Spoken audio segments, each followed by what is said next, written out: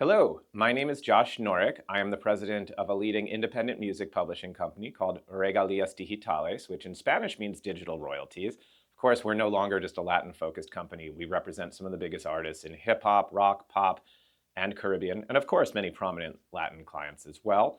And today, we're going to talk about music publishing because a lot of people don't fully understand what is publishing. It can be a little abstract at times.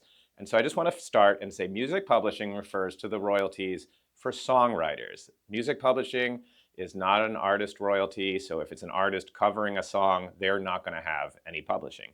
Publishing refers specifically to the songwriter's royalties, and they come from a number of sources, which we're going to talk about today. My colleagues Kenny Sherwood and Anissa Draki are going to join us in a little bit to talk about mechanical royalties and public performance royalties. I'm going to start by talking about YouTube music publishing royalties. A lot of people don't realize there is a separate royalty at YouTube called the YouTube synchronization royalty.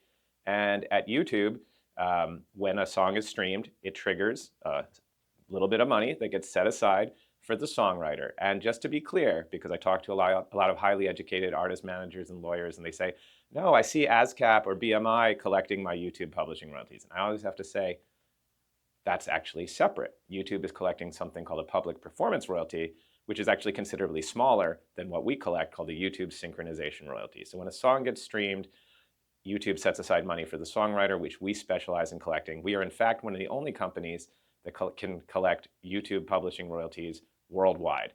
That is just one of several types of music publishing royalties, and we were going to go now into what are mechanical royalties. Mechanical royalties started being when there were mechanical pianos. Each time the piano would play by itself, a royalty would be generated to the authors.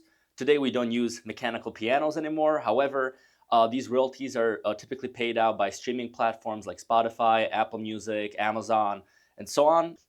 To make things confusing, obviously each country has their own mechanical rights society. So when a stream is made, depending on which country it originated it from, the streaming platform will send the royalties to that country. That society is responsible to paying it out to the author.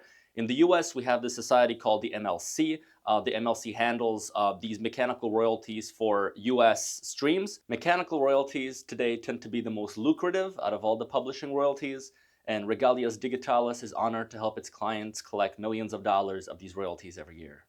Another type of royalty songwriters can collect are performance royalties. Performance royalties mainly come from film and TV, live performances, FM radio plays, and a little bit from streaming on services like Spotify and Apple Music. Artists can collect these types of royalties through things called PROs, or performance rights organizations. Each country has their own set of PROs. For example, there's SOCAN in Canada, SACEM in France, SOCAM in Mexico. And for the US, we have 3 or 4 main PROs that we use, including ASCAP, BMI, CSAC, and AllTrack.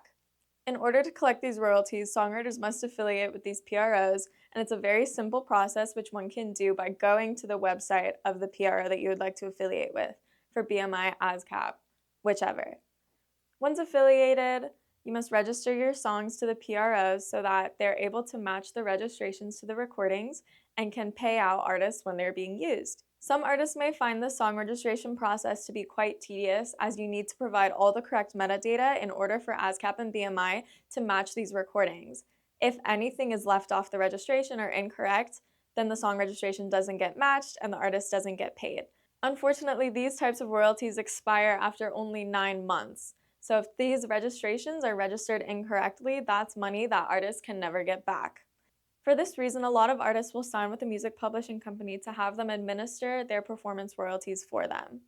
We at Regalias Digitales specialize in performance royalty registration and in fixing pre-existing registrations to ensure our clients get paid everything that they are owed. I hope you found this explanation of what music publishing is from our Regalias Digitales team helpful. This is something I take very personally. My grandfather, in fact, was 17 years old when he wrote a big hit for Frank Sinatra and artists like Etta James.